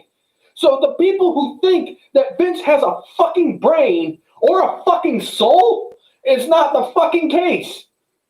Something bad's going to happen, and even when something bad does happen, Vince is not going to know the difference, and he's still going to fucking do the stupid shit that he thinks he needs to do. You are putting at risk one of the most legendary figures in the entire industry. You really want to risk Ric Flair's life because you need to save some dates for Randy fucking Orton? What the fuck is wrong with you, Vince?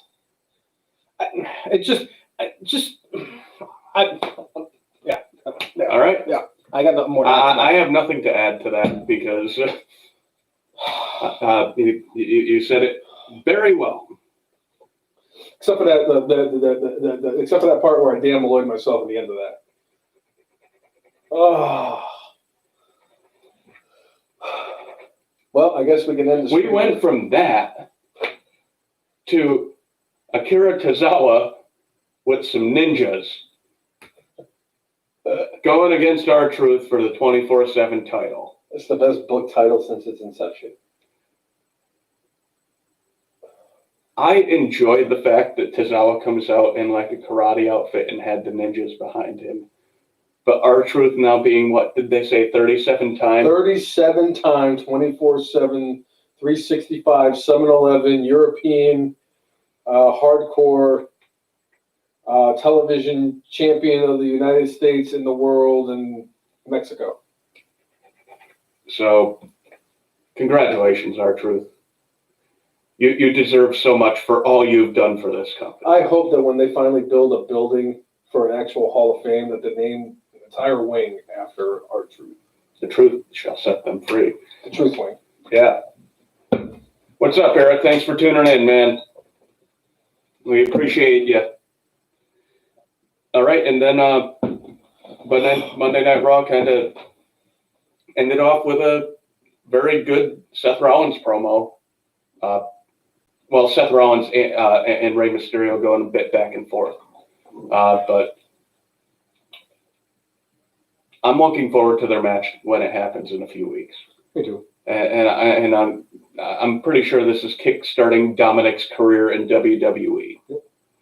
But I'm really enjoying Rollins' work as the Monday Night Messiah. Oh, he knocked it out of the park. I know a lot of people It's are saying the first time where it feels like he really has like a character. Yeah.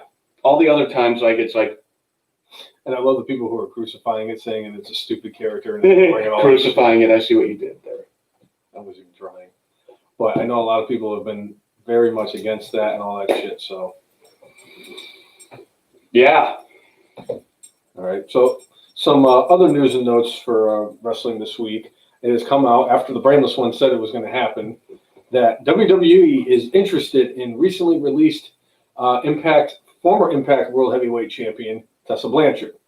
I had a feeling that was going to be the case because of the fact that their two biggest stars, technically their three biggest stars if you want to count Ronda Rousey, even though she hasn't been there in over a year now. Yeah. But obviously their two biggest stars, and Charlotte Flair and Becky Lynch, are both out. Charlotte has an injury, and whether you believe Charlotte or not, or whatever you want to hear, Charlotte could potentially be out until 2021. And Becky Lynch is pregnant, and she's expecting a child probably sometime at the end of this year or the early. She'll be out till at least 2021. Oh, she'll definitely be out till 2021.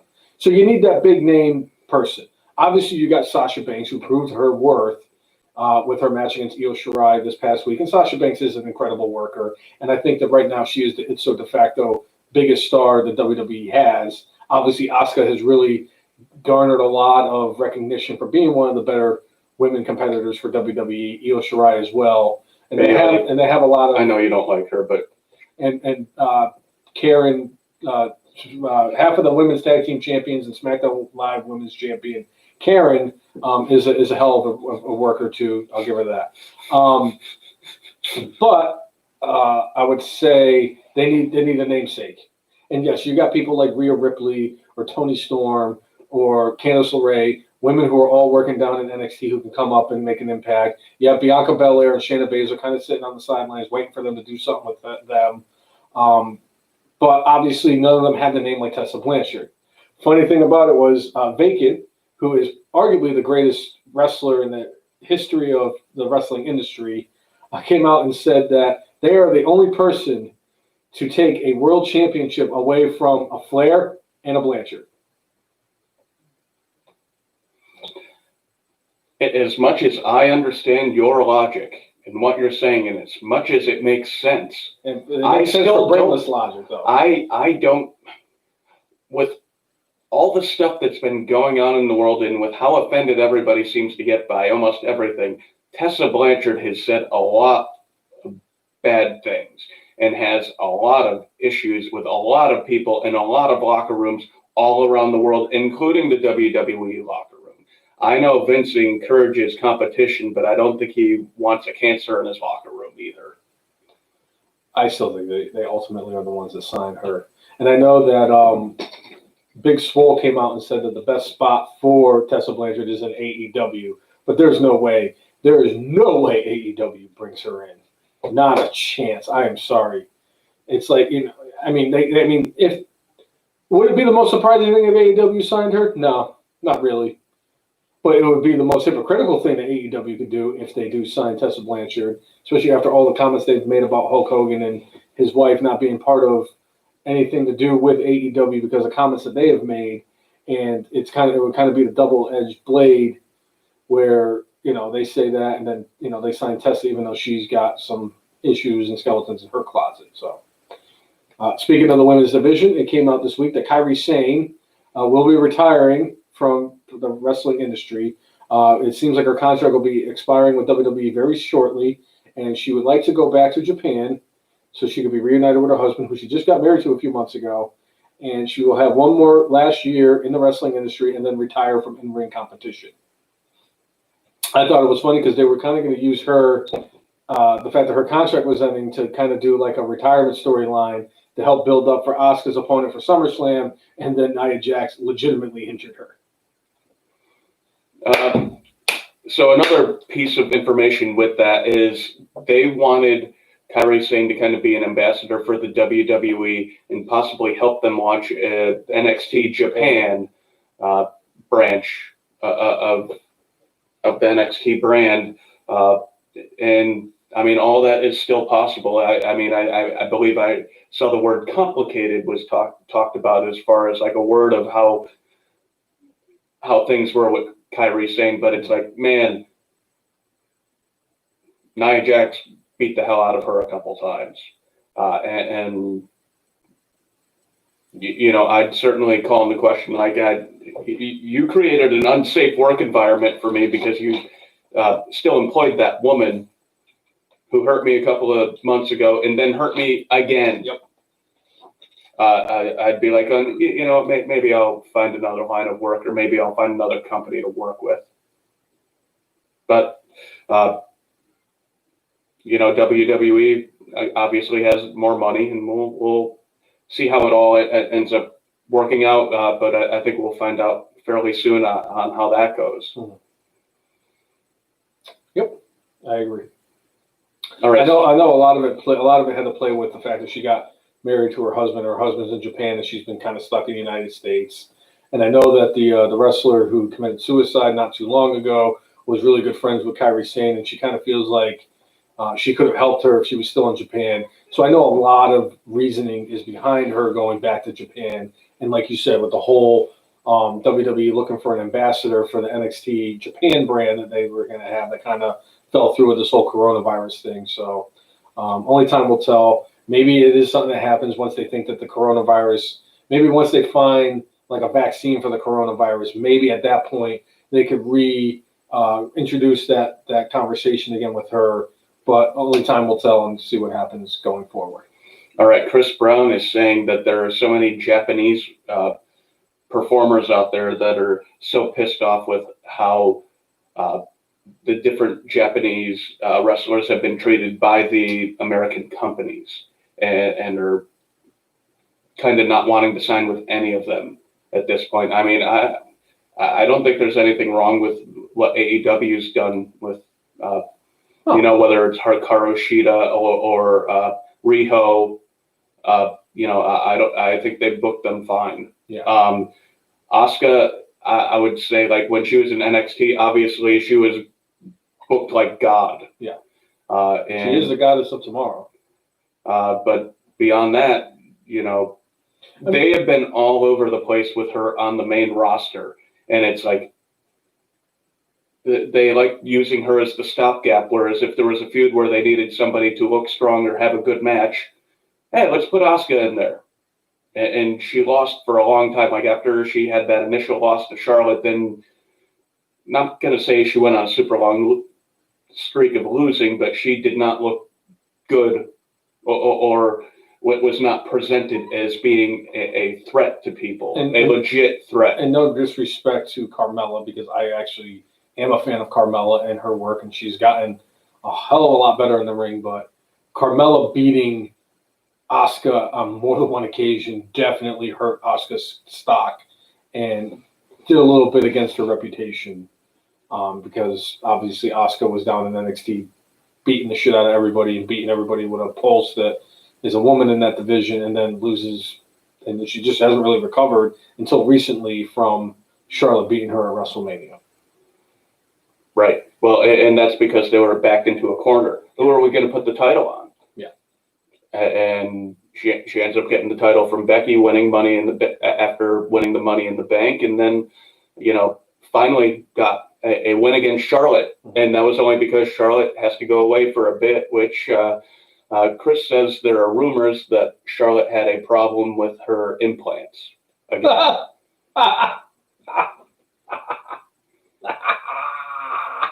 Whoever her doctor is apparently is not great, because it keeps happening. Well, you know what they say, Jay, you got to do what's best for business. Really? Really? Yeah. Oh,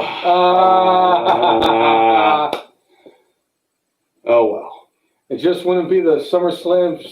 It wouldn't be the road to SummerSlam if it wasn't any hooter. I mean, hotter than it is right now. It is a little warm, isn't it? Sure. Chevy Chase. I know. Christmas I know Vacation. what you're doing. Chevy Chase, Christmas Vacation, for all you who don't know who that came from. Right. All right. So, I mean, you got to think about it. Her reputation has been implanted in our brains. yeah. How many more of those do you got? I'm done. You're done? Yeah. All right. Oh, you know what? You know what? I think you need to post this stuff onto the Facebook page. Nah. I think you would get a following of people. People would enjoy that. Just like people enjoy my mother's jokes, they would enjoy your stuff. Your mother's jokes is the one of the few highlights that's happening in 2020 right now because of the fact that she has some of the best humor I've ever seen in my life, and she makes me laugh. So you could be that person for the marks out there. Hey, you could be that person. Jacinta is in the running for being a Hall of Famer this year. That's all I'm going to say. All right. So with Kyrie saying possibly being done with WWE, some other folks that are definitely done with WWE but may end up elsewhere very soon. Anderson and Gallows, it's rumored that they are going to be splitting some time. And what the word is going around is that Anderson and Gallows have a working agreement with Impact Wrestling and New Japan so that they can split their time between the two promotions. I had a feeling that Anderson and Gallows were going to go back to New Japan because they were very successful over there. They were former IWGP Tag Team Champions, and they were part of the Bullet Club over there. But also them going to Impact kind of has a lot of people thinking that they're going to resurrect the whole Aces and Eights faction that they had going a few years ago. It would be interesting because wasn't Mr. Kennedy was part of that, was he not? There were several people a part of that, but Bully Ray. another name, Bully Ray, who officially had his contract with Ring of Honor end this week.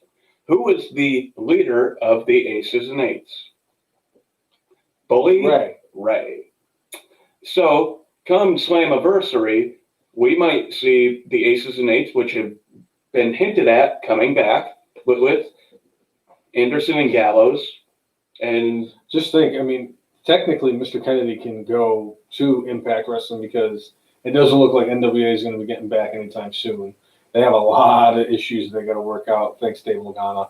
But and they already had a couple of guys jump ship from NWA to AEW. So it wouldn't surprise me if guys like James Storm or Mr. Kennedy or even Aaron Stevens were to go to Impact and see what kind of an impact they make there.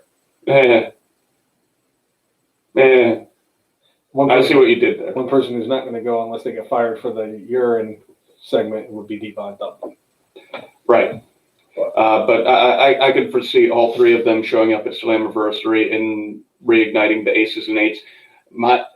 The feeling I have with Gallows and Anderson is like they can't get to Japan right now and work anyway, so they need somewhere to work and earn a paycheck. So, and Impact, kind of almost like the Phoenix rising from the ashes. People are finally starting to kind of look at them as like not a joke anymore.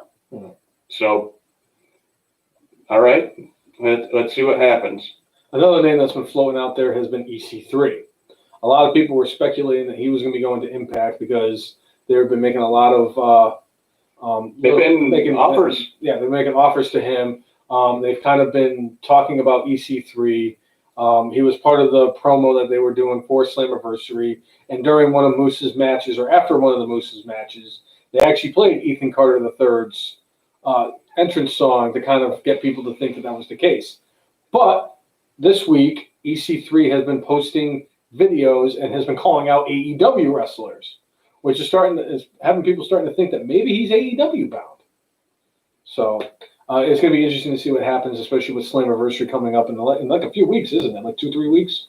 I think so. Extreme Rules is in, I think, like 2.5 weeks. So I'm going to say that whatever week that Extreme Rules is not on, that's the one it'll be on. So it'll be interesting to see how they go from there. So, I'd like to see all those guys get work and be treated properly. Me too. By their organization. So, and I think that's most of the news and notes from this week. So I think we could good, bad, and brainless ourselves here. I brainless myself every single day, all day, every day for the last 365 days of the last 37 years. Don't you tell me if I can brainless myself. Well, in this year, you're lucky. You could do it 366 days. I've brainless myself more than any other person in the history of mankind. Although if you ask, never mind. I'm not going there. Yeah. The only people who have brainless themselves more over the last 25 years are Cowboy fans who keep saying the team, this is our year and shit, man. So, anyway, what is your good for this week? I think for this week, again, it's a little nook and cranny thing. Like, there were some great matches that I could have easily put on this. Mm-hmm. I like the fact that in the TNT title match, that Cody Rhodes, the face, had to cheat to win.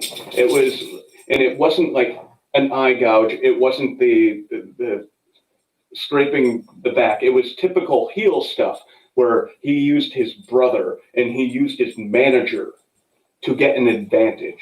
I like the fact that they didn't sit there and do a paint by numbers like match where the heel does one thing and the face does another thing. I love that. That is my good for this week. My good for this week goes to R-Truth. That whole thing on Monday Night Raw where he won the 24/7, 365, 7-Eleven European Hardcore Championship of the Universe Championship from Tozawa, and then had a situation where all the ninjas that are associated with Tozawa try to attack him. And I'll tell you right now, every time the R-Truth is on your TV, that is entertainment. And that man knows how to entertain the fans, and he knows what he's doing. And the man is a goat. So, R-Truth, you get my good for this week. What's your bad for this week? I'm going with the Big Show beating Andrade and Angel Garza. Zero reason to have this happen. Zero reason. They could have done this with something else, somebody else. Well, but, you're taking two guys that you're trying to build into something, and you have them lose. For something with Big Show, no matter what, I mean, he's up there in years. He has limited time left. Will be a short-term thing. I know Vince says the cream rises to the top. It's like, well, the cream will never rise to the top if you never actually give them a shot, if you keep on having them lose and you keep on taking away their credibility to the audience. Yeah. So, bad.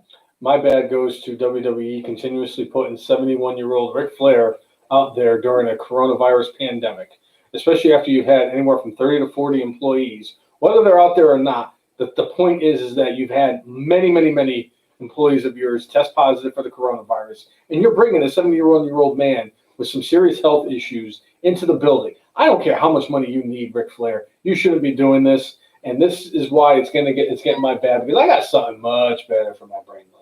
See, I'm going with your bad as my brainless this week. Don't put a wrestling legend out there with all that's going on. I know Ric Flair is probably like, if I die, I die, or whatever happens. I'm sure that that's more or less what he's saying and thinking. But you know what? There's a time when your boss or somebody else should step in and say, like, no, we care for you. We don't want anything to happen to you. We signed you to this contract. We're going to pay you for this contract. So we want you to be safe. And we'll call you when we need you, when we believe it's safe. Right. See, my brainless was going to go, I cannot believe this, but my brainless was going to go to the Big Show beating Andrade and Angel Garza after they beat the Viking Raiders But for me, my brainless had to change when I thought of, holy fuck, I just lost it for a second. This is why I got to write shit down. I literally had it like 20 seconds ago. Let me see if I can get it back. Give me a second. Hold on. Brain. Even the dog is getting angry about them shining up Big Show. You got that right. What the hell was it? What was my brainless for this week? Oh, WWE. WWE gets my brainless for this week. And as much as I really wanted to give it to the Big Show, really wanted to give it to him, but the fact is that somebody within WWE leaked out and has caused them to have spoilers for the main event for this week's second day of the the Great American Bash for WWE from NXT, where Keith Lee and Adam Cole are going to be fighting for a winner-takes-all champion versus champion match. The fact that WWE had to scramble and say, oh, no, we shot 2 different finishes for that, so whatever they told you is not real because we haven't decided what we're going to do yet. So, in my opinion, I think that's WWE's fault because you can't let shit like that happen. I know shit like that happens where, like a few years ago when Chris Jericho was talking about coming back and he was at the airport and Chris was like, no, and then he kind of had everybody Photoshop him all these different places. And it's like, yeah, shit like that's understandable. It's like, hey, WWE has a show in Albuquerque and there's a picture of Chris Jericho at the airport in Albuquerque. You put 2 and 2 together, and at the end of the day, it's still 4. But in a situation like this, where you're taping inside a building where there's not a lot of people, there's not a lot of resources that you can get this shit out of, and you're having people still leaking the stuff and letting you know stuff like, how does that get out? Really? How does that get out? Well, how does that get out? They put a bigger button on WrestleMania than they did for this. But one thing I'll say is, like, hey, you could put your brainless on anything, but I mean, to me, you should put your brainless on the leaker, not WWE, because I'm sure WWE says don't tell anybody. How could they stop, some random person and like if they find out who the leaker is and they fire that person? Is that WWE's fault that the leaker leaked the information? I just, me, I like playing with WWE. Well, but it's so generic. I know. Give me something specific. But the fact, all right, fine. The leaker is brainless. Right? The leaker makes me look like a fucking genius. And I'm not talking about leaping, landing, powerful genius. They make me look like somebody who has a brain. Like the Scarecrow. Right. He came up with all the ideas, by the way. Exactly. You watched the Wizard of Oz. I am the Scarecrow of the podcast. Yeah. I would say that you are the Tin Man, but you have a heart. Right. And you have courage. Otherwise, I don't know why anybody would want to spend 181 episodes with a brainless retard who just wants to go out there and have tisms about stupid shit like Nia Jax and Vince McMahon being a dumbass. To be fair, it's probably been closer to like 175 episodes we've been together. I think it's a little bit more than 175, but either way, semantics. Because there's a few I missed, there's a few you missed. Yes. So, but before I get into that point, yeah, if you like what you've seen, whether this is the first time you've seen us or you are a continuous viewer, make sure you like us on Facebook, follow us on Twitter, follow us on Periscope, follow us on Instagram, and subscribe to us on YouTube at the letter T, the letter H, the letter E, the letter F, the letter N, MARKS, the F and Marks. If you like, follow, and subscribe to us, we will do the same back. We always have, we always will. That's been our moniker. Also, make sure that you like us on the Wrestling Marks page, facebook.com/WrestleMarks, and make sure you set your notifications so that when we go live, you are notified, like we get the notifications on all our streaming devices saying that, hey, you guys are live on WrestleMarks. Yeah. So there's all that. Plus, we got a couple of things in the works. I hope they get some resolutions on some of these things. The brainless one is actually signing up for online classes that actually help, set up all that stuff in the perfect way, and everything's going to get better. 2020 is not going to be the shittiest year for the F and Marks. I'm going to tell you that much. Yeah. As long as the brainless one has a brain, the F and Marks are still going to be a thriving entity. Right. And with that being said, because of the fact that you said that it's been about 170-something episodes that you were a part of, and there's 170-something episodes that I've been a part of, and you and I have not worked on every single episode of this podcast, but there is one person, in particular, who has been on all 181 episodes of the Infomarks podcast. Wait, what are you talking about? I'm talking about today, 4th of July of 2020. Infomarks Hall of Famer Carmen Icon is still alive in the 2015 Royal Rumble.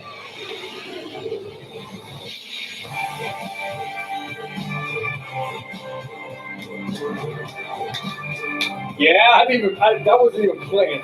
I'm telling you right now, that wasn't even planned. Because if it was planned, I would have had a Curtis Axel shirt underneath. Yeah. All right. Anyway, for episode 181 of the Infomarks podcast, I'm Jay and I am the brainless one. Make sure you mic up. with your guac out. See you, everybody. Thanks for tuning in. Enjoy the rest of your force, everyone. And we'll see you next week. Yeah! Hold on, one more thing. Adam Cole, baby!